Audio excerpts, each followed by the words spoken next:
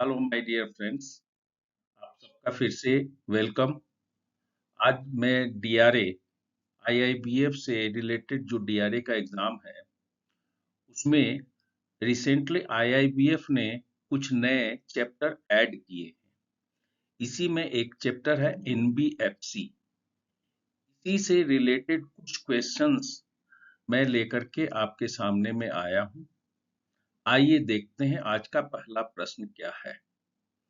NBFC के लिए निष्पक्ष व्यवहार संहिता, जिसे फेयर प्रैक्टिस कोड कहते हैं, निष्पक्ष व्यवहार संहिता फेयर प्रैक्टिस कोड का उद्देश्य क्या है? ए है कंपनी के मुनाफे को बढ़ाना, बी है पारस्परिक रूप से लाभकारी दीर्घकालिक संबंधों को बढ़ावा देना, सी है ऋण ब्याज दरों को कम करना और डी है बाजार की हिस्सेदारी बढ़ाना।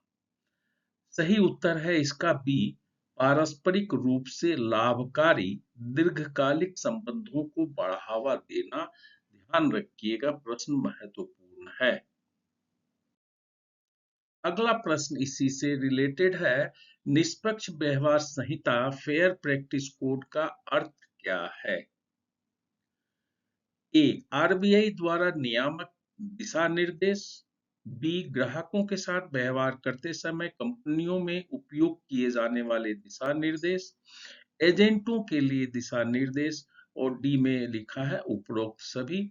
सही उत्तर है उपरोक्त सभी। ये तीनों ही दिशा निर्देश आरबीआई के द्वारा पालन करना, ग्राहकों के साथ व्यवहार करते समय जो कंपनियों ने दिशा निर्देश जारी किए हैं और एजेंटों के लिए दिशा निर्देश जारी करना, ये फेयर प्रैक्टिस कोड का एक तरह से मुख्य उद्देश्य है। तीसरा प्रश्न आता है, एनबीएफसी के लिए निष्पक्ष व्यवहार संहिता में निम्नलिखित में से कौन सा पहला कदम है? ऋण प्रस्ताव का मूल्यांकन, बी, आवेदन की प्राप्ति और जांच, सी, ऋण की मंजूरी, डी, ऋण अवधि के दौरान ऋण की निगरानी। सही उत्तर है आवेदन की प्राप्ति और जांच। जब लोन का एप्लीकेशन एनबीएफसी के पास जमा होता है, प्राप्त होता है, तो उसको जांच करने का काम एनबीएफसी का पहला कदम कहलाता है। अगला प्रश्न आता है, ऋण प्रस्ताव के मूल्यांकन में क्या शामिल है? ऋण का जब लोन का एप्लीकेशन बैंक में या एनबीएफसी में जमा होता है तो उसका मूल्यांकन, अप्रेजल करना कि इसको लोन देना है कि नहीं देना है, इत्यादि बात। तो इसका ऑप्शंस हैं आपके पास। ए, आवेदक के रोजगार इतिहास की जांच करना, बी, आवेदक और दी जाने वाली सुरक्षा का मूल्यांकन करना, सी, आवेदक की पारिवारिक पृष्ठभूमि का पुष्टि करना, डी, बाजार की स्थितियों का विश्लेषण करना। इसका सही उत्तर आएगा आवेदक और दी जाने वाली सुरक्षा का मूल्यांकन करना।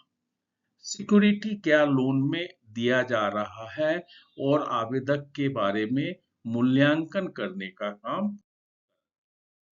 अगला प्रश्न है, निष्पक्ष व्यवहार संहिता यानी एफपीए के अनुसार ऋण अवधि के दौरान क्या किया जाना चाहिए? एक एनबीएफसी को क्या करना चाहिए? क्या ब्याज दर बढ़ा देना, बी, ऋण की निगरानी करना, सी, अतिरिक्त दस्तावेजों का अनुरोध करना, डी, ऋण की शर्तों और नियमों में संशोधन करना।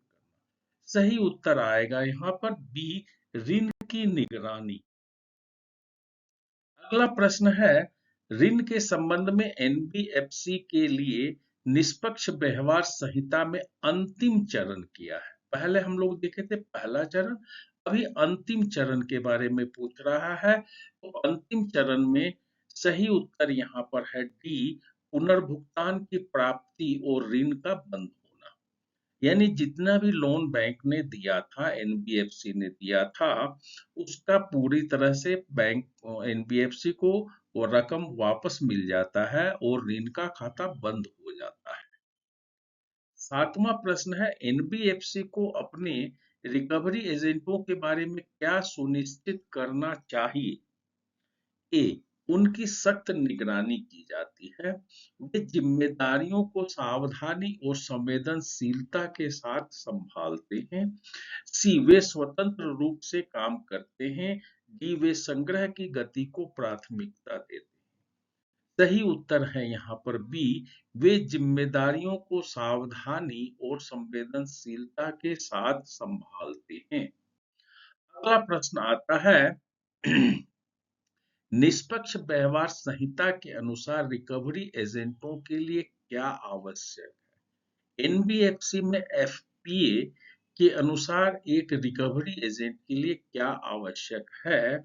ऑप्शन है ए, न्यूनतम निगरानी के तहत काम करना, बी, निष्पक्ष व्यवहार संहिता पर मौजूदा निर्देशों का पालन करना, सी, लगातार गुमनाम कॉल करना, डी, आक्रामक संग्रह रणनीति का उपयोग करना। सही उत्तर है निष्पक्ष व्यवहार संहिता पर मौजूदा निर्देशों का पालन करना। एफपीए में जो भी गाइडलाइन दिया गया है, जो भी गाइडलाइन आरबीआई ने बना करके दिए हैं एफपीए में, एक रिकवरी एजेंट को उनका पालन करना, उसके जो भी निर्देश हैं उनका पालन करना जरूरी।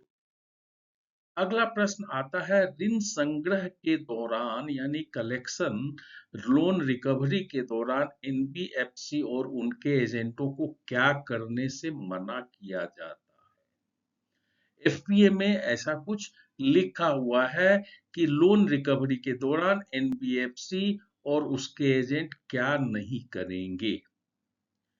तो यहाँ पर सही उत्तर आ रहा है बी, धमकी या उत्पीड़न का उपयोग करने से मना किया गया है। ये काम नहीं कर सकते हैं धमकी या उत्पीड़न, लोन लोनी को धमकाना और उसका उत्पीड़न करना। अगला प्रश्न है एनबीएफसी के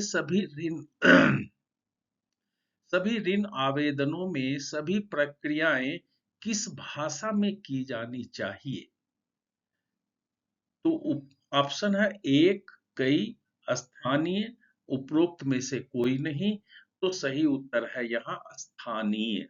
जो लोकल लैंग्वेज होगा उस लैंग्वेज में एप्लीकेशन, लोन एप्लीकेशन दिया जाएगा। लोन एप्लीकेशन भरने का कॉलम रहेगा जो कि लोकल लैंग्वेज होगा। और आज का अंतिम प्रश्न आता है एनबीएफसी के ऋण देते समय ग्राहक से आवश्यक खाली जगह है, इसमें आपको भरना है, को आवेदन पत्र में सूचीबद्ध किया जाना चाहिए, लिस्ट किया जाना चाहिए। कोई भी एनबीएफसी जब ग्राहक को ऋण देता है तो लोन एप्लीकेशन फॉर्म में ही उसे एक लिस्ट बना के देना चाहिए कि क्या क्या डॉक्यूमेंट उसे लगने हैं, क्या क्या डॉक्यूमेंट लोन एप्लीकेशन में के साथ अटैच करना है। तो सही उत्तर है यहाँ पर दस्तावेज यानी डॉक्यूमेंट। तो आज के लिए दोस्तों बस इतना ही।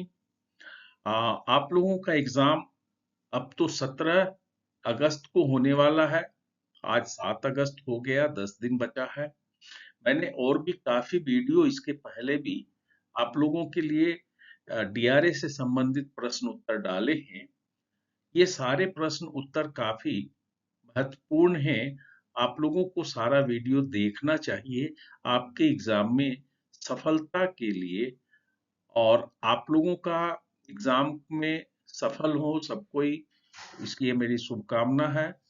धन्यवाद। जय हिंद।